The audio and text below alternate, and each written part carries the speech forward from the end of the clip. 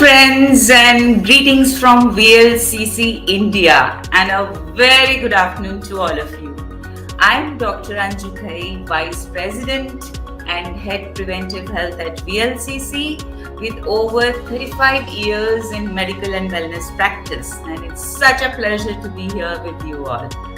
And you know what? November is such a special month for us. We observe the 26th as the Anti-Obesity Day, when actually we renew our commitment to wellness for all, with special focus on preventing and eliminating obesity and its consequences.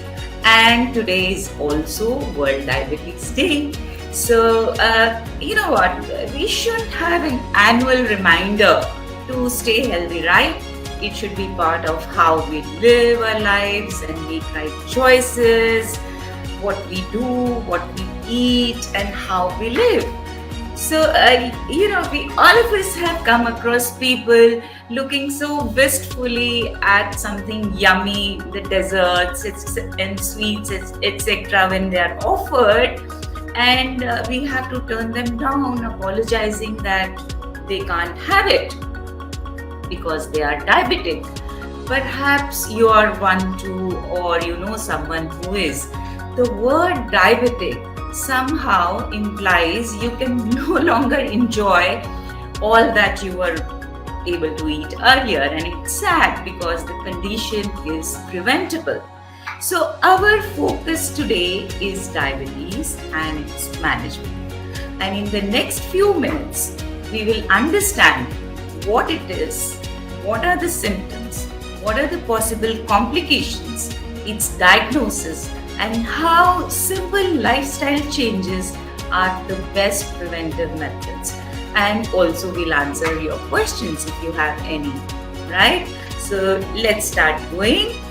Coming back to diabetes. Diabetes is actually a group of diseases known as type 1 diabetes, type 2 diabetes, and gestational diabetes. The one in which the body does not produce enough or any of the hormone insulin from our pancreas is type 1 diabetes. It's an autoimmune condition found usually in young people. And in type 2 diabetes, the body does not effectively use the insulin that is produced, or it is a combination of both. And the third is the gestational diabetes, which occurs during pregnancy.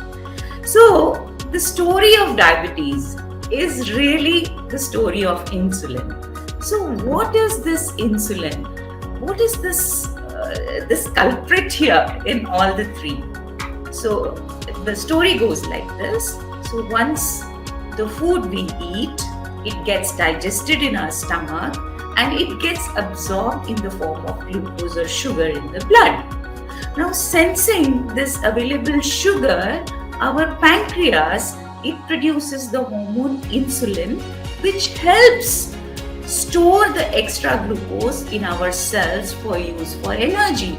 So this keeps our blood sugar in normal limits normally.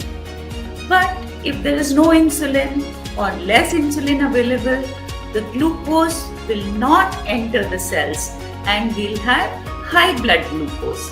This is type 1 diabetes, and this condition is somewhat rarer, but the type 2 diabetes is the one where we are going to focus today, and let's see what it is. So what happens is, sometimes there is enough insulin produced, but the presence of certain toxins like cytokines or extra fatty acids in our blood, they block the action of insulin, and the glucose is not able to enter the cells for storage. And so we have high blood sugar or high blood glucose, and this is diabetes 2, which is very, very common. And finally, there is gestational diabetes, which happens only during pregnancy. So let's see what happens inside our body when we have diabetes. So what happens is, because of lack of glucose, which is the source of energy, our cells, they are screaming for help. the body, they want energy, they want glucose, and the glucose is not entering. So the body, it responds by producing more insulin. But since the action of insulin is blocked, the insulin levels rises in the blood.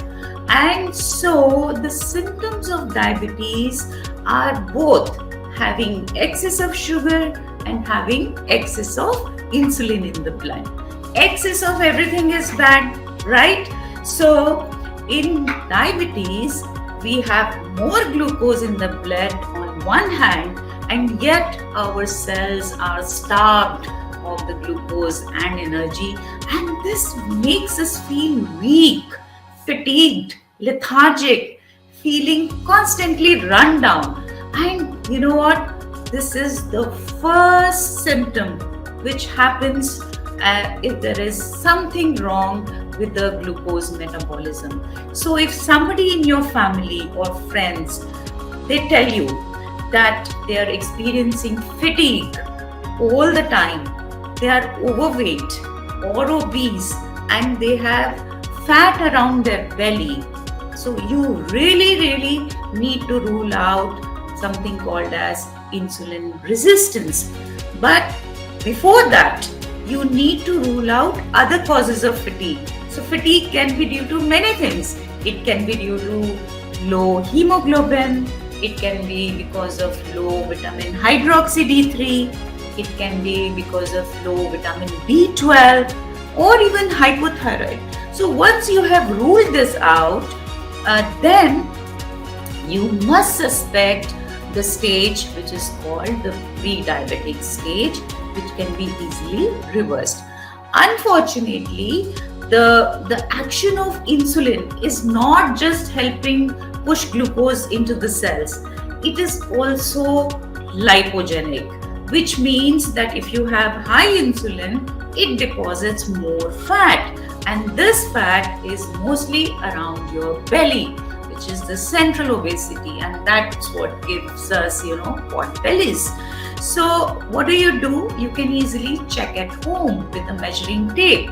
So for ladies, you should ideally have waist circumference of less than 80 to 88 centimeters. That's the range you have. And for men, less than 94 to 102 centimeters. If it is more, then you are at very high risk of developing first the pre-diabetes and then the diabetes. And this is also related to height. So we have something called as waist to height ratio. So if your waist to height ratio is 0.45 or 0.5, which actually means that your waist should be either half or less than half of your height in centimeters. So it's so easily can be easily checked, and it's a warning sign if there is a problem, if you have more fat around your belly, and this is something which leads to pre-diabetes. Now, what is the another sign? So one is that you have central obesity, and the next thing is, it's very common. You have people asking, I am not at all able to lose weight. I'm trying so hard. I'm doing everything that is being asked for me to do, the diet, the exercise. Still, I'm not able to lose weight. And that is when you should suspect insulin resistance. So a high level of insulin in the blood not only deposits fat, but it doesn't allow the fat to burn. So that's how it's very difficult to lose weight, and that is how you need to take care of the problem of insulin resistance, and that will give result, right? What else happens during insulin resistance or the pre-diabetic state? So insulin, what it does, it causes a lot of fatty acids, which is moving through the blood, and most of it gets deposited in the liver, causing what is called as fatty liver. Now you have fatty liver, the liver will not be able to produce good cholesterol, which is called HDL, which begins to fall, and your triglycerides, the bad fat, they begin to rise. So this also is an indication that your insulin may be high.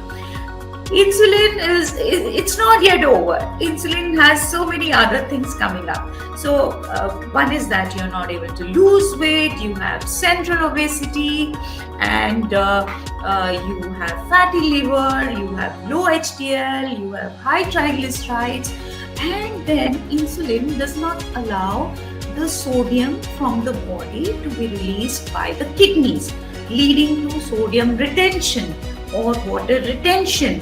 That leads to edema. And how do you check it? You kind of press around your ankle and there is pitting. So that's called pitting edema. That shows that there is water retention, and that is an indicator. And also, when there is water retention, sodium retention, you may develop high blood pressure, high pulse rate. And you know what? Insulin resistance it goes hand in hand with PCOS, the polycystic ovarian syndrome in ladies, unfortunately. And you can also see other signs like skin tags, the velvety black pigmentation in the neck, in the groins, in the armpit, which is called acanthosis nigricans. And of course, the ladies, they experience menstrual irregularities, there is acne, and also generally with others, you might also have obstructive sleep apnea or snoring. So when you have all these symptoms, don't take it lightly, because they are suggesting to you that there is something happening which is not so good as far as your glucose metabolism is concerned, and it's a sign of pre-diabetic stage. But the good news is that pre-diabetes is reversible. So look out for signs of fatigue, central obesity, family history of diabetes, history of gestational diabetes, not able to lose weight, and having delivering babies with high birth weight, more than 4 kgs. They are all signs of having this problem of prediabetes or insulin resistance. So how do you diagnose them? How do you diagnose it?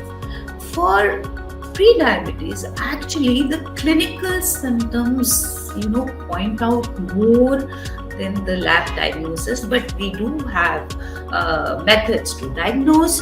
And of course, the best one is your measuring tape. You measure your waist, and like I said, not more than 88 centimeters in ladies and 102 centimeters in men maximum. And your BMI, the body mass index, should not be high.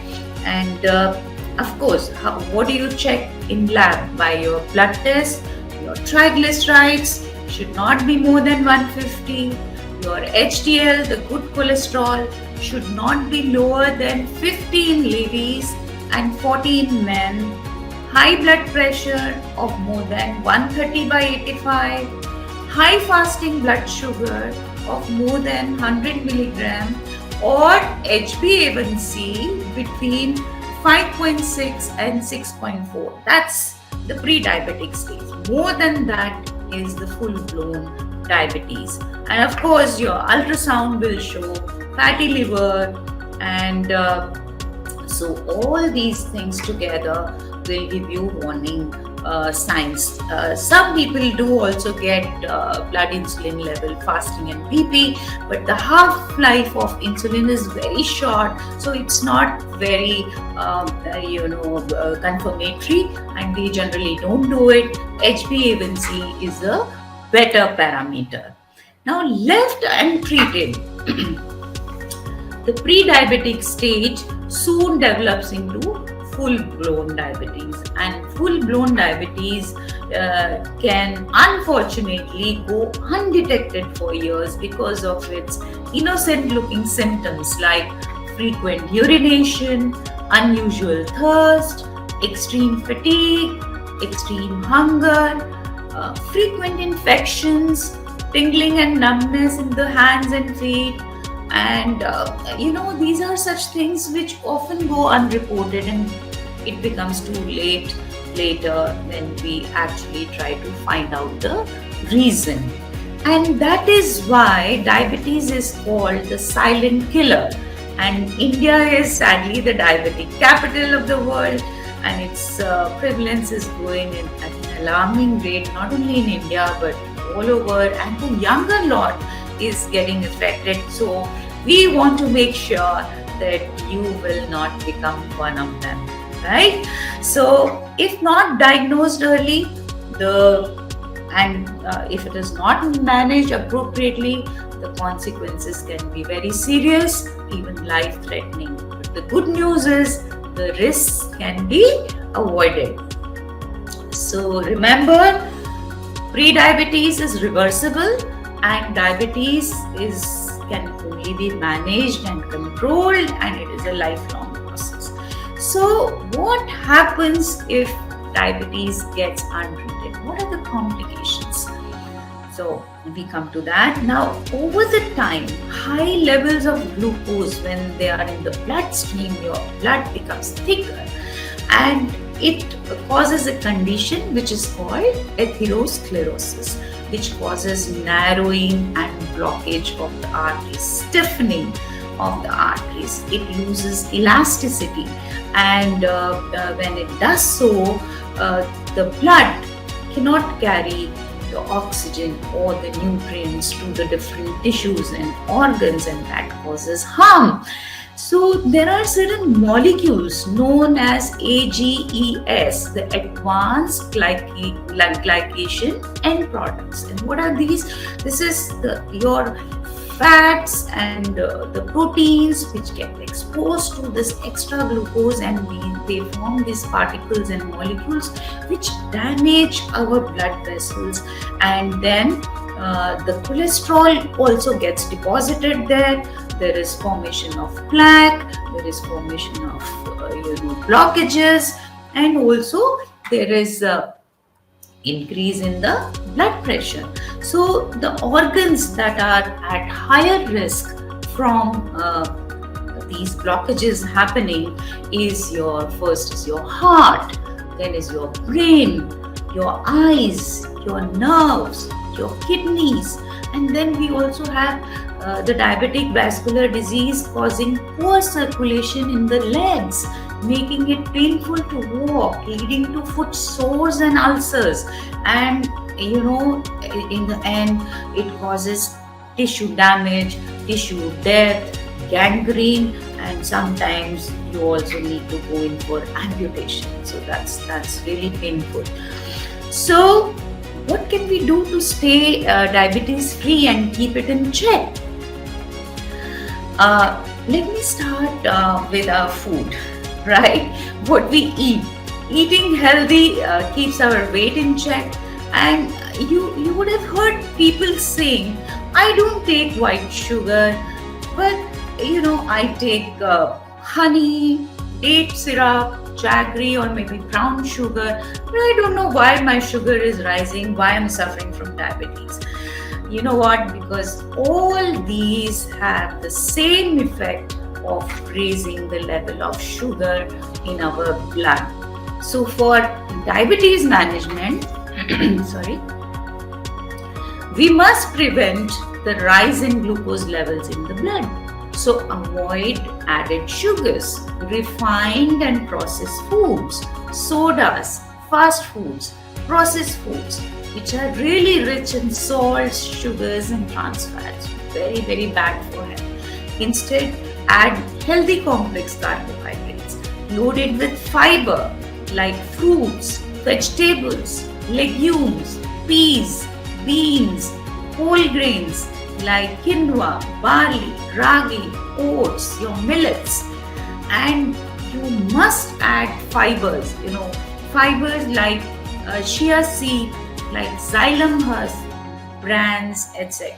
So this will really lower the absorption of glucose. It will not let the glucose level rise in your blood, right? Also, The healthy proteins, they give satiety and they also prevent the increase in glucose. So all the lentils, soy, low fat dairy, lean meats rich in omega-3 fatty acids, salmon, tuna, mackerel, good fats like nuts, seeds, avocado, all are great. Meanwhile, please do avoid saturated fats like high fat dairy, butter, beef, hot dogs, sausages, bacon, and of course the oils, the palm kernel or coconut oils. These have to be avoided, and avoid the trans fats like in bakery products. So, what is the general rule? That we don't want the sugar to rise, we don't want insulin to rise. So what you could do is,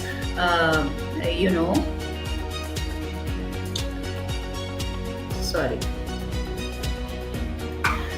So what we could do is, healthy eating could include, having just regular meals, 3 regular meals.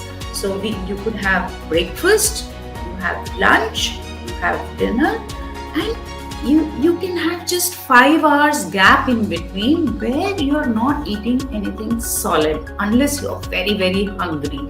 So when you don't eat anything solid, there won't be any rise in insulin or rise in glucose, and your sugar will be maintained. In this 5-hour gap, you can drink anything you feel like, which should be non-sugary or sweet. So this actually helps to avoid the insulin spike. In each meal, have healthy proteins, complex cereals, millets, non-starchy vegetables. And you know what? Another thing which is very important is proteins. If you have good proteins, they stimulate a hormone which is called glucagon, and that suppresses insulin. So that helps you to not to have high glucose or deposit fat. And then I would also like to mention some superfoods which are amazingly healthy and helpful. So 3 of them we can talk about. Oats, they contain beta-glucan, which is anti-inflammatory, anti-diabetic, and really helps. And fenugreek seeds, and in India we call it as methi dana. Okay, so that contains triglycerine, glucosamine, fibers, saponins.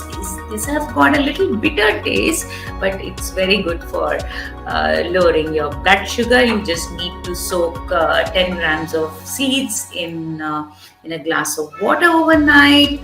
Drink it empty stomach, and later you can have the seeds also, right? And of course, not to forget turmeric. Turmeric, you can have it in your tea or water, or pickle in the form of pickle and lemon. This contains curcumin, which lowers your blood sugar and also your blood pressure. And if you have turmeric with peppercorns, it enhances the absorption due to papain, which is there in the peppercorn. Also, you must have heard about bitter gourd. We call it Karela here, and that's really, really good for lowering the blood sugar. It has a lot of polypeptides, and so the list is enormous. You just need to be mindful about it and eat healthily. So, as I said earlier, one is eating, but the second is also about your portion size. Less is more when it comes to eating for a long, healthy life. You know what? In South Japan, the Okinawans, they live for more than 100 years, most of them, and they practice what is called as hara hashibu, the 80% rule, and that's the Japanese diet rule for weight management. The Japanese phrase hara hashibu, when you translate to English, it says eat until you are 8 parts out of 10 full, or your belly is 80% full, and that really takes care of your calorie intake, your weight, and everything, right? So that was about food, and now we come to uh, activity, exercise, very important. So very important component of diabetes prevention and management is exercise. Reduces insulin levels in the blood, very very critical for treatment of diabetes. And so how, what should you do, what kind of exercises you should be doing? So first of all, avoid being sedentary. Take breaks from sitting. Move and walk as much as you can, whenever you can. And if you want to lose weight, a minimum of 1.5 hours of activity is required in the whole day. And this must include 1 hour of moderate intensity aerobic exercise. And this exercise may not be done at one go. You can break it into 2-3 sessions, and this includes brisk walking, jogging, cycling, swimming, treadmill, cross trainer, bike, dancing, playing sports, so many things. Anything to get your heart beating faster. And remember, while exercising, stay well hydrated. Now, that was about aerobic exercise. Adding muscle also helps burn more calories when we exercise. So add 15 minutes of resistance training, also known as strength training, to build muscle mass. Sorry. You may use exercise machines in the gym, free weights, dumbbells, resistance band, or your own body weight. Do crunches, lunges, squats, planks, arms, and legs exercises. Everything comes under this. Yoga and Tai Chi is also strengthening exercise, and you just need 15 minutes every day, or maybe 30 minutes twice or thrice in a week. Generally, yes, more generally, it's important, it's best for diabetics to exercise with a friend who is aware of your diabetes, so that she can watch out for any early warning signs of hypoglycemia and get help whenever you require it. So exercise only when you're feeling well. Postpone exercise for 2 days after you have had any flu or cold or fever and everything. And special precautions for diabetics. Hypoglycemia or sudden lowering of blood sugar is very common after strenuous exercise or exercising on empty stomach. So know and recognize the symptoms of low blood glucose, like lightheadedness, rapid heartbeat, sweating, so all this is something unusual than the normal. So you must stop exercising and immediately take something sweet, which you should be carrying always. So even do not do your exercise empty stomach. Eat something 1 or 2 hours before you start exercise. Monitor your blood glucose levels less than 100 milligram. Take pre-exercise snack. If it is more than 250, that means you're ketogenic, your urine ketones are positive. Delay exercise, and do carry something sweet like juices, fruits, or candies with you. Wear comfortable clothes. Drink plenty of fluid. Wear shoes and socks, always to avoid injury to the feet. Inspect your feet on regular basis for blisters, for corns, for bunions, and any other abnormalities which may become troublesome later. And if you have diabetic retinopathy, or if you have a problem with your eyes, do not do contact sports, heavyweight training, or inverted hanging, which will cause a risk of eye injury. Now, that was about being active, right? But Lifestyle modification, being conscious of the way we live our life, is the simplest solution for diabetes and continuous health. So, careful choosing of what we eat, how we eat, how much we eat, how we are active, how we sleep, rest, and manage stress, and reducing weight, of course, is very, very important. Taking care of stress, reducing alcohol intake, quitting smoking, and especially feet. I go again and again, look after your feet if you are diabetic. Stress, it worsens the problem. So let it not creep into your life. As best as you can, fill your life with friendship, family, pets, laughter, and love. Real relationships are the best support for lifelong healthy life. And remember, stress affects your blood vessels. It raises cortisol, the stress hormone that raises your blood pressure, that raises your blood sugar. So take care of it. And sleep. You need to relax. You need to take good sleep. So we disrupt our natural sleep with blue light of our laptops, of cell phone, TV sets, social media engagements. So that increases stress hormones, cortisol, which stimulates your blood sugar. And you know what? On this planet, we humans are the only creatures who deliberately sacrifice sleep. And so get 7 to 8 hours of uninterrupted sleep every day. Switch off your electronic device at least an hour before bedtime, and you will see the difference. Smoking, again, I have to mention this. Smoking and diabetes are deadly combination. Both lead to stiffening of blood vessels, blockages, cardiovascular disease, strokes, and various other complications, because smoke, cigarette smoke has around 4,000 toxins, and it has chemicals like cadmium, ammonia, nitrosamines. They cause stiffening of blood vessels, clot formation, and if you have diabetes, God save you. So just take care of it, completely stop it.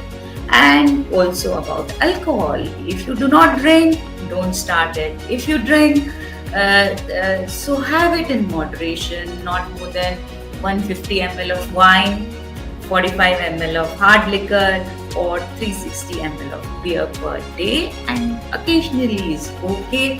Try to avoid it, because that also worsens your diabetes and your liver. So we leave you with very positive message. Diabetes, though made out to be bad, is actually preventable and controllable. When caught early, seek expert help, and it should be taken seriously. Losing weight is always a good first step. Keeping it off is next one. And the right medical treatment. Let me tell you that these days we have such good medications, starting for pre-diabetes, for diabetes for young, obese, diabetes for elderly, and they are such good combinations available. But remember, everybody will not need similar treatment, because if you're seeing high blood sugar, diabetes as one, there are 10 more things happening inside your body which has to be looked into, and the medicines are decided accordingly. So leave that to your doctor and you will be good to go.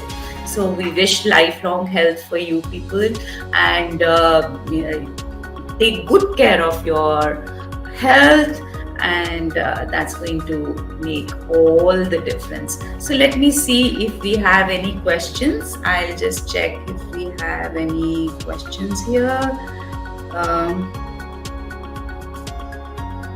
So there is a question which says, I have a strong family history of diabetes. Both my parents have it, will I also get diabetes, and how can I manage and prevent it? Yes, that's a good question, because if you have a strong family history, you have to be careful. Do not allow yourself to get overweight first. Keep checking your blood sugar level or HbA1c at least 6 monthly. Take care of your diet, take care of your exercise, and de-stressing, whatever we have told you. If you are able to take care of your weight, if you are able to take care of your stress, and you are exercising, eating healthy, you can absolutely prevent getting diabetes, even though you have a strong family history. So that's what we need to do. So there's another question. I'm 5 months pregnant and my glucose levels are going high. So how can I control the level? I have started taking the medication.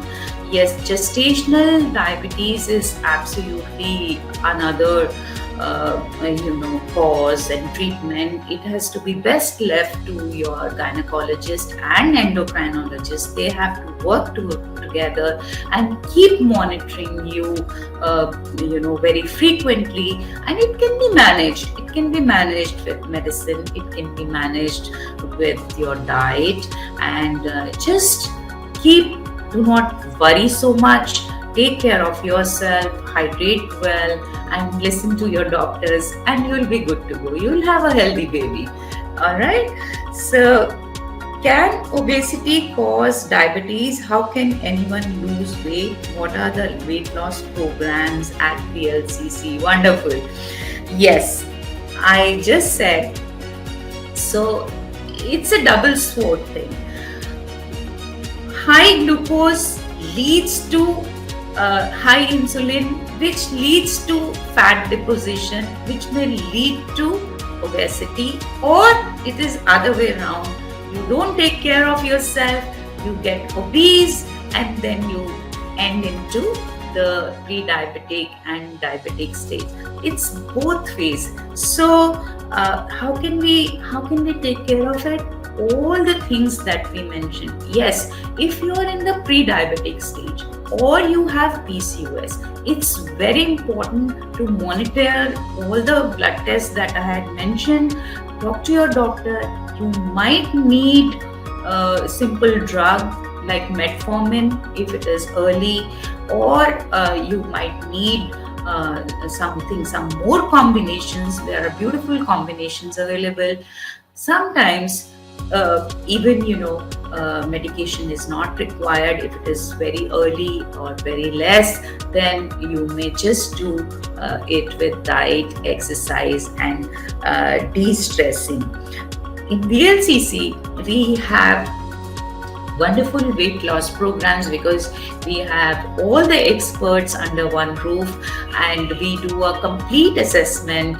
We do a body composition, fitness assessment, blood tests, and when we have all these things ready with us and your family history and your lifestyle, we then prepare the program accordingly. And so it's basically diet, activity, and we do support helping you burn your stubborn fat or the problem area fats like your tummy, hips and thighs, which you are unable to lose, with safe technologies. And these are the best technologies in the world, like radio frequency, ultra cavitation, laser. We have cool sculpting. We have even appliances which work on your muscle and fat. So there are a whole lot of things available. We need to assess you first, and then we need to make a program for you, and definitely you will benefit. So those were the questions, and I'm so happy to be here with you. And the only thing I have to say finally is keep smiling, feel good about yourself. You're special, and wish you all a very healthy life filled with happiness and fulfillment. Have a great evening and goodbye. Thank you.